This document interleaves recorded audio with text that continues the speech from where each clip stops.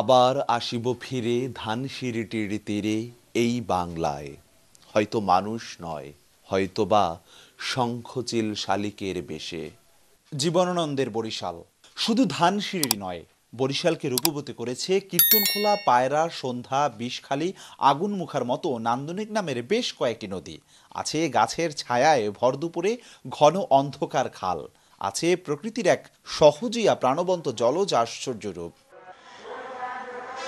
উপনিবেশী যুগে বরিশাল হয়ে উঠেছিল বাংলার আধুনিকতার প্রাণকেন্দ্র।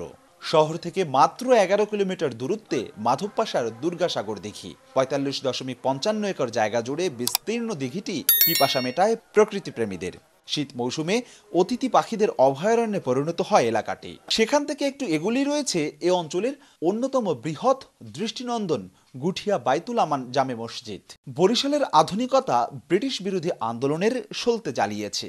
মুকুন্দ দাস যেমন জনগণকে জাগিয়েছেন, শেরেবাংলা ফজলুল হক তেমনি জাগিয়েছেন জাতীয় রাজনীতিকে।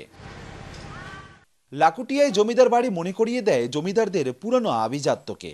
তাছাড়া বাকেরগঞ্জের কলসকাঠিতে একসাথে দেখা মিলবে পুরানো জমিদার বাড়ি। এশিয়ার বৃহৎ শ্মশানটি রয়েছে নগরীর কাউনিয়ায়, প্রায় 52 একর জমি জুড়ে। প্রতি বছর দীপালি উৎসবে আলোর ঝলকানিতে মুখরিত হয় এই আদি শ্মশানটি। আর এই সেই ব্রজমোহন কলেজ, যাকে ব্রিটিশরা বলতো প্রাচ্যের অক্সফোর্ড।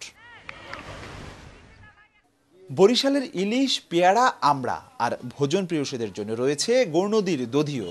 বিশেষ করে শহরের হকের মিষ্টি, শশীর মিষ্টি আলাদা স্বাদ দেয় মিষ্টান্নে। আকাশ কিংবা সড়কপথ যতটা নয়, তার চেয়েও রাজধানী থেকে বরিশালে আসতে দেশের সর্বাধুনিক ও বৃহৎ এ যাত্রীবাহী জলযানগুলোই ব্যবহার করে বেশিরভাগ মানুষ।